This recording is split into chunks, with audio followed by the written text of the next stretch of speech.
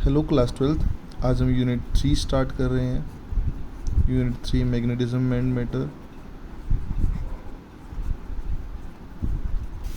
इसके अंदर सबसे पहले हम करेंगे क्या बेटा, इसके अंदर हमने निकालना है फोर्स। किसके ऊपर? फोर्स होना चार्ज पार्टिकल। और वो चार्ज पार्टिकल पड़ा कहाँ पे है? प्लेस्ड इन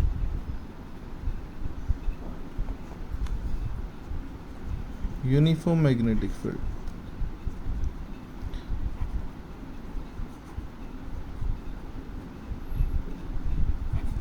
आपकी जानकारी के लिए एक बात बता दूं, क्योंकि चैप्टर नया है, मैग्नेटिक फील्ड आपके लिए पहली बार आ रहा है इस क्लास 12th में।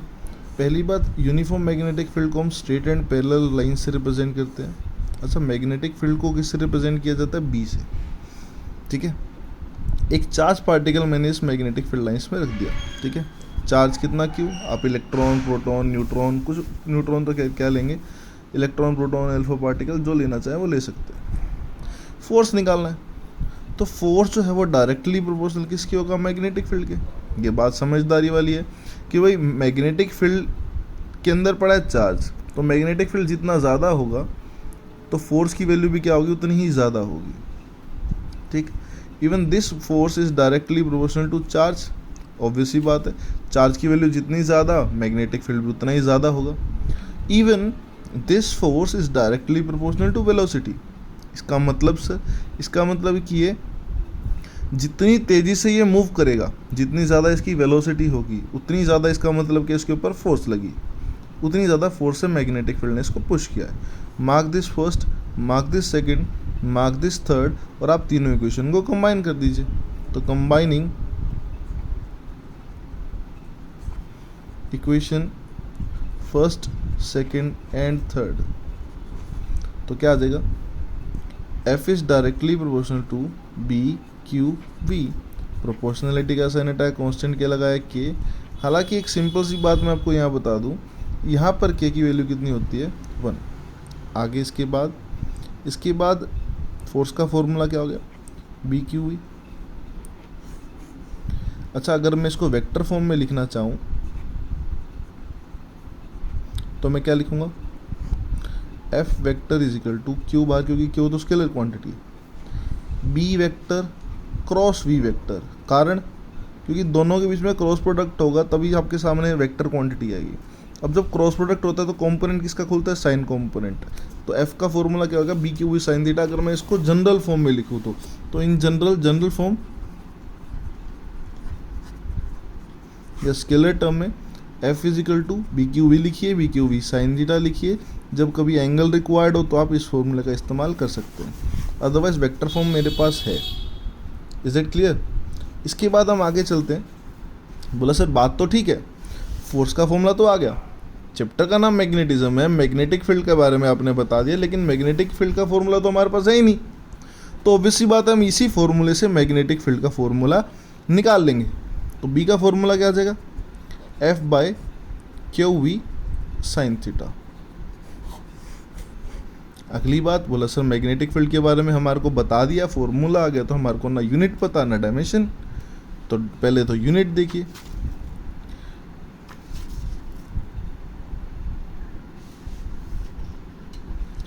अगली बात, यूनिट देखिए। इट्स यूनिट इज, ऐसा यूनिट इज टेस्ला।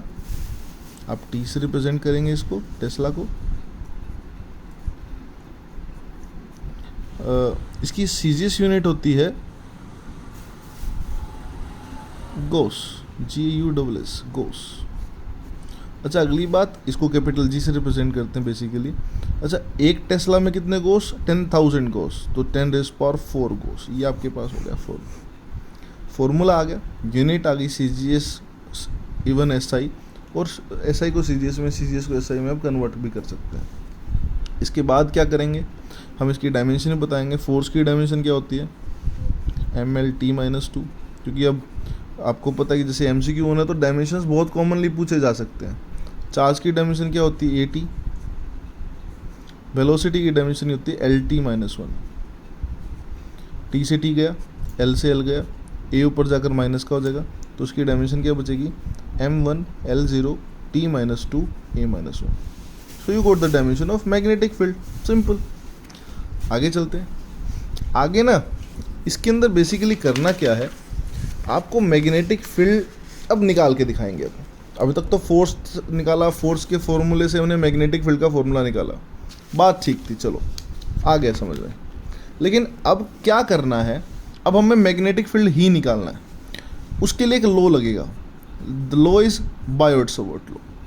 अगर मैं आपको एक सिंपल सी बात बताऊं तो बायोट-सावर्त लॉ अपने आप में मोस्ट इंपॉर्टेंट है. तो बात करते हैं बायोट-सावर्त लॉ की. देखिए हमारे पास एक वायर है जिसकी लेंथ कितनी है L, करंट कितना है I, छोटी सी लेंथ ली इसके ऊपर dl, एक पॉइंट कंसीडर किया P, यहाँ से लेकर यहाँ तक का डिस्टेंस कितना R. I am repeating this again. एक वायर जिसकी लेंथ कितनी L, करंट कितना I, छोटी सी लेंथ ली dl, एक पॉइंट लिया P, dl से P का डिस्टेंस कितना R. बोला सर अब करना क्या है, करना है इस छोटे से लेंथ की वजह से इसके ऊपर मैग्नेटिक फील्ड निकालना है. बोला सर अगर लेंथ छोटी है तो मैग्नेटिक फील्ड भी तो छोटा ही आएगा, स्मॉल मैग्नेटिक फील्ड. हाँ कोई दिक्कत नहीं है, मैग्नेटिक फील्ड को बी से रिप्रेजेंट करते हैं और स्मॉल मैग्नेटिक फील्ड को डी बी से रिप्रेजेंट कर देंगे. Small magnetic field, this D B is directly proportional to current. Current जितना ज़्यादा मैग्नेटिक फील्ड उतना ज़्यादा.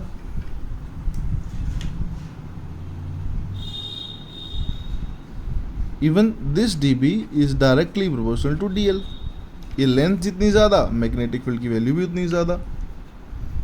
इवन ऑब्वियसली बात है ये भी इनवर्स स्क्वायर लॉ फॉलो करेगा, जैसे कूलम्स लॉ से करते हुए आ रहे हैं, न्यूटन्स लॉ से करते हुए आ रहे हैं कि डिस्टेंस जितना ज़्यादा मैग्नेटिक फील्ड उतना कम.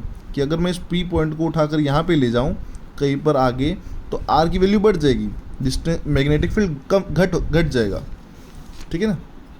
आगे this D B also directly proportional to sine theta. अब साइन थीटा है, आप इसको दो मेथड से समझ सकते हैं.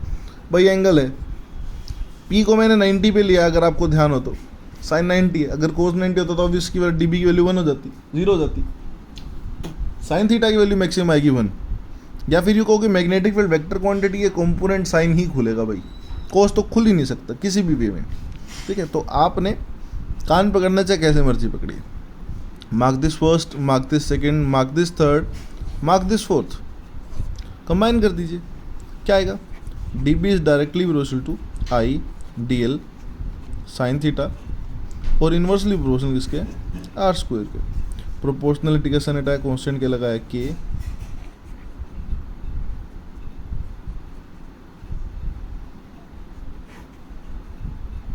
क्लियर. अब बोला सर अब ये के क्या है, यहाँ पर भी 1 है. ना ना ना ना ना, यहाँ पर 1 नहीं है. आगे देखिए, this k is equal to mu naught by 4 pi. अब पहली बात मैं आपको ये बता देता हूँ कि म्यू नॉट बाई 4 पाई जो होता है वो क्या किसके इक्वल होता है, 10⁻⁻⁷ के. अब सर पहले तो ये बताओ म्यू नॉट क्या होता है.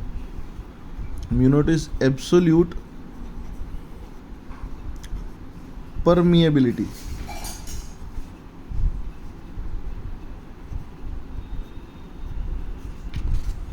Absolute permeability of vacuum. अच्छा, म्यू नॉट बाय 4 पाई 10⁻⁷ के इक्वल होता है. ठीक है, तो अकेला म्यू नॉट अगर कहीं पर आ गया तो उसको सोल्व करने के लिए क्या करेंगे, 4 पाई इधर ले जाएंगे तो क्या आ जाएगा, 4 पाई इंटू 10⁻⁷. ईजी है, कोई दिक्कत वाली बात नहीं आएगी. ठीक है, so you got mu naught by 4 pi as well. K की वैल्यू है म्यू नॉट बाय 4 पाई, आराम से यहाँ पे पुट कर दीजिए इस रिक्वायर्ड रिलेशन में. तो डी बी का फॉर्मूला क्या होगा, के की जगह mu naught by 4 pi I d l sine theta by r square. मैं यहाँ पे लिख रहा हूँ और हमारे पास बायोट-सावर्त लॉ का एक रिक्वायर्ड रिलेशन आ जाएगा. क्या आएगा, बड़े आराम से बोलेंगे इसको, क्या, that d B is equal to proportionality का साइन हटा के कॉन्स्टेंट लगा देना के, और के की वैल्यू वो ऊपर रही म्यू नॉट बाय 4 पाई. तो क्या आ जाएगा, mu naught by 4 pi I d l sine theta upon r square. ठीक है, यू गॉट द रिलेशन. ये हमारा बायोट-सावर्त लॉ का रिलेशन आ गया. क्लियर है. अच्छा, इसके बाद हमें क्या करना है, हमने ना इसकी एप्लीकेशन करनी है, जैसे गॉस थ्योरम की एप्लीकेशंस करी थी। सो इट्स एप्लीकेशंस है। एप्लीकेशंस में क्या करेंगे सर, हम इसकी पहली एप्लीकेशन करेंगे, क्या, magnetic field at a centre of current carrying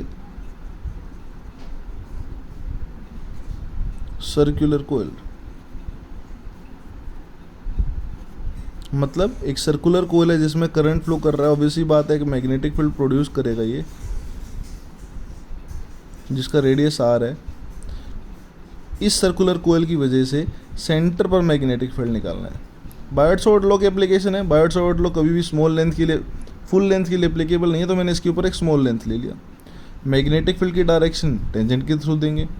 ये सब करने से पहले, अच्छा इसमें करंट भी आई फ्लो कर रहा है, एक बार पहले बायट-सवार्ट लॉ लगा लीजिए।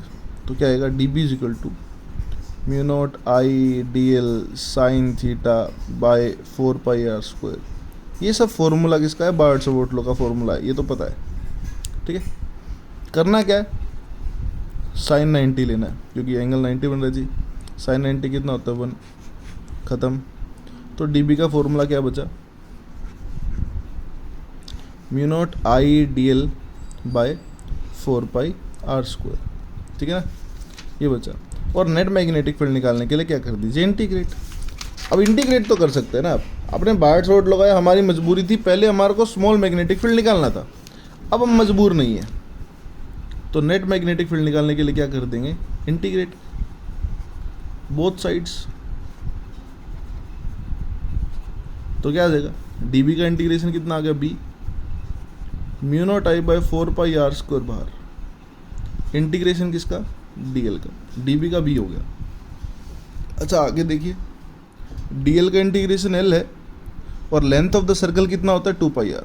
तो क्या आ जाएगा, mu naught I by 4πr² as it is into में डी एल का इंटीग्रेशन किया, कितना आ गया, 2πr। बड़े आराम से इसको पाई से पाई काटिए, 2 से 2 काटिए, एक आर से एक आर काटिए, तो क्या बच गया, mu naught I by 2r। So you got what, you got the magnetic field where at the centre of current carrying circular coil, कितना, mu naught I by 2r। That's it. आज के लिए इतना ही, next कल करेंगे बेटा।